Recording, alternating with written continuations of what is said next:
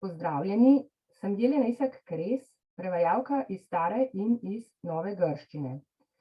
Danes smo se zbrali, da proslavimo dan grškega jezika, in sicer z branjem grških besedil od Homerja pa vse do današnjih dni. Le začnimo torej pri Homeri.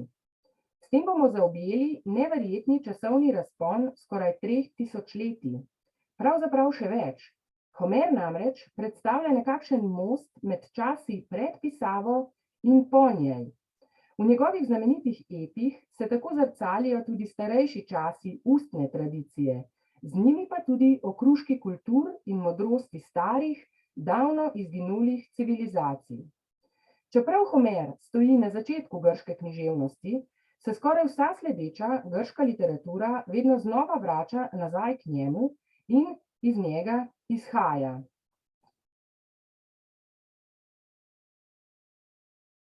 Pri Homerjevih epih ne gre le za vsebinsko, ampak tudi za oblikovno nadvse izpopolnjeno besedno umetnost v formi dodelanega heksametra. Brez pretiravanja lahko rečemo, da so Homerjeva besedila tako univerzalna, da so v njih zrcali tudi naša lastna sedanjost in morda celo prihodnost. Homer se zdi večno živ, večno aktualen.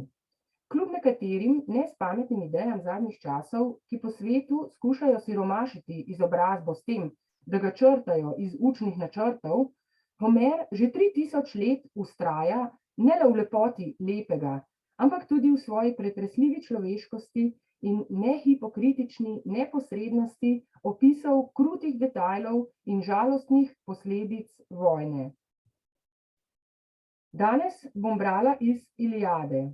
Ko sem se odločila, kateri odlomek bi prebrala, sem najprej hotela izbrati tistega iz 3. speva, kjer se sredi bitk pojavi nek izjemno zanimiv predlog, ideja, ki pa jo še vsa ta tisočletja po Homerju tako radi pozabljamo.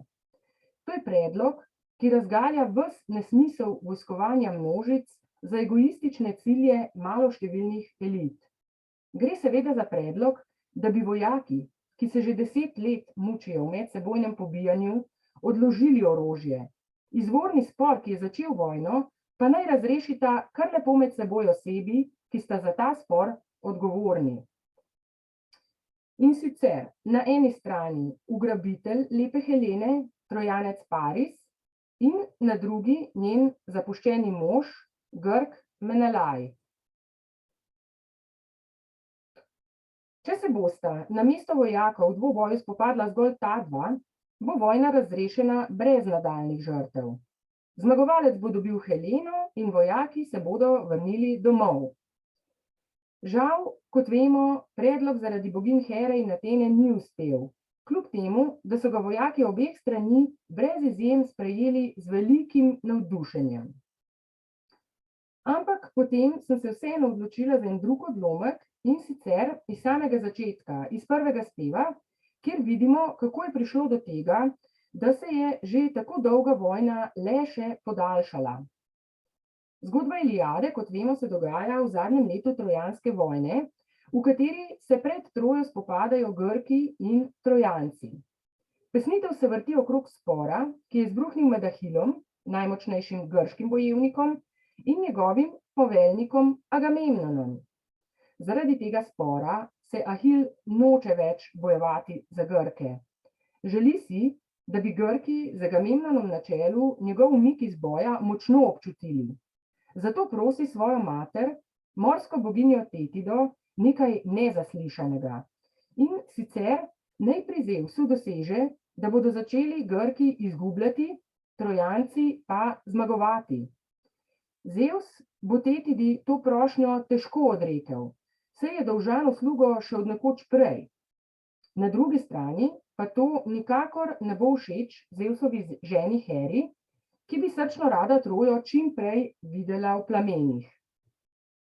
Tetida mora pred odhodom k Zevsu s to svojo prošnjo le še počakati, da se druščina olimpskih bogov vrne iz Etiopije, kamor so odšli na zabavo za 12 dni.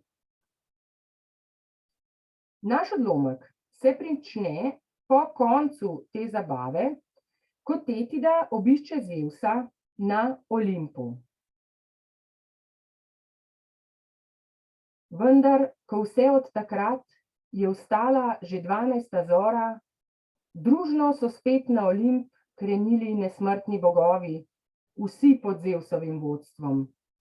A Tetida ni pozabila. Sinu na ljubo je vstala zarana ob jutranjem svitu, šla je iz morskih valov v nebo na olimpske višave. Daleč od drugih bogov je našla vsevidnega Zevsa. V vrhu vrhov je sedel, na strmem temenu Olimpa. Sedla je preden na tla, mu z levo objela kolena, z desno ga prav narahlo in nežno prijela za brado, potlej pa milo rotila vladarja Kroniona Zevsa. Zevs, če sem kdaj ti poprej srce razvedrila z besedo, bodi si z delom morda, še ti izpolni mi željo. Sina obdaj mi s častjo, saj kratek mu čas je namenjen. Kmalu ga strla bo smrt, ob tem pa še kralj Agamemnon skruni njegovo ime, ko vzel mu je častno darilo. Prosim, kaznuj ga za to, Olimpijec, Zevs umoviti. Vlivaj Trojancem moči, da mojemu sinu Ahajci plačajo škodo krivic in dolžno mu čast podelijo. To je povedala. Zevs, zbiralec oblakov, je molčal. Dolgo je tiho sedel. A Tetis, prižeta h kolenom, tam še naprej je klečala in znova tako je prosila. Prosim, obljubi mi to in v znak zanesljivo prikimaj. Bodi si prošnjo prezri, saj ti ne bojiš se ničesar. S tem saj končno izvem, da najmanj od vseh ti pomenim. Jezen je Tetidi Zevs odvrnil zbiralec oblakov. Presneto gorje, pehaš me v prerekanje s Hero, spet me bo spravila v bes z napadom zmerljivih očitkov, saj že tako vaš čas samo godrnja pred bogovi, zmeraj nerga nad menoj, da v boju pomagam Trojancem. Hitro odidi od tod, da česa morda ne zasluti, jaz pa bom že poskrbel, kako bi ti željo izpolnil. Dal ti bom svoj kimljaj, tako da zares boš verjela, to med bogovi velja kot najbolj gotovo poroštvo, znak nikoli varljiv in nepreklicno dokončen.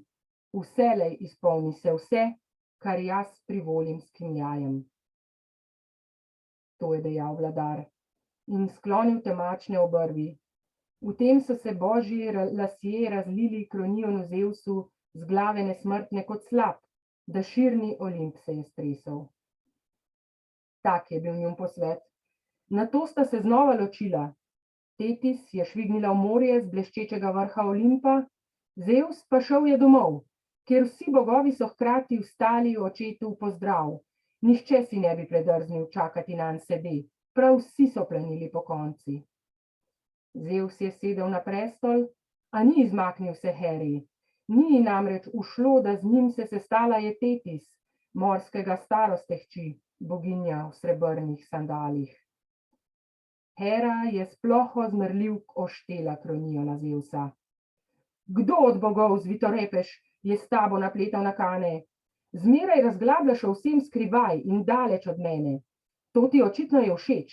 Se nisi mi zlepa nikoli sam od sebe hote povedal za svoje načrte. Oče ljudi in bogov je Heri tako odgovoril. Hera, ne pestuj utvar, da kdaj ti bo znano v celoti vse, kar počnem. Težko bi bilo, pa čeprav si soproga. Kar je primerno, da slišiš nihče od drugih božanstev, kaj šele kdo od ljudi, kaj prej kot ti ne bo vedel. Kar pa hotel bom daleč od drugih bogov zasnovati, ti me o tem ne sprašuj, ne drezaj mi vsako zadevo. Njemu je rekla častitljiva Hera z očmi kot junica.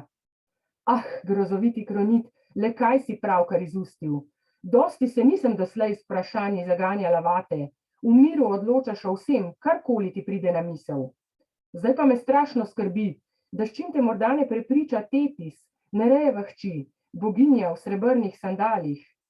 Zjutraj je k tebi prišla, klečeti objela kolena.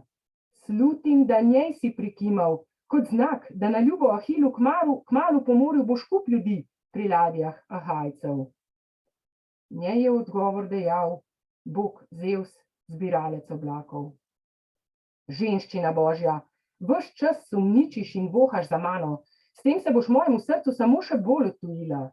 Nič ti ne bo v korist, le veno mrhuje bo zate. Pač, če je to tako, bom jaz povsem zadovoljen. Zdaj pa sedi in molči in mojo besedo poslušaj, Hera, čez krepko pestjo te moral bom sam ukrotiti, kar je olimpskih bogov, nihče pred menoj te ne reši. To je dejal. Častitljiva Hera, z očmi kot junica, brž se je v srce vdala in v strahu molče obsedela. Trpki nemir je zajel bogove na Zevsovem domu. No, na koncu se vse srečno konča, saj zagatno situacijo pomiri bog Hefajst, tako da so se bogovi spet razvedrili in se gostili ob sladkem nektarju in čudoviti glasbi, vse do večera, ko sta Zevs in Hera složno zaspala na skupnem ležišču. Tako, za konec pa samo še ena čudovita Homerjeva prispodoba, ki spominja na odlomek pogovora med dvema hrastovima listoma v knjigi Feliksa Saltna z naslovom Bambi, ki je v današnjih časih spet aktualna. Dobila je celo nov angleški prevod z ilustracijami slovenske slikarke Alenke Sotler. V tej knjigi porumenela hrastova lista kot zadnja na svoji veji v nekem prizoru obujata spomine na svoje zelene čase in se s tesnobo sprašujeta, kaj neki ju čaka potem, ko bosta odpadla. No, kako pa to odpadanje listja vidi Homer? Preberimo.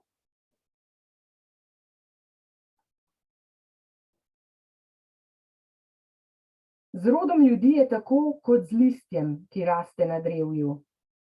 Listje se z vetrom ospe po tleh, a brsteče vejevje znova požene se v rast, ko pride obdobje pomladi. Isto je z rodom ljudi. Tu raste, drugod oveneva. Hvala za pozornost in nasvidenje.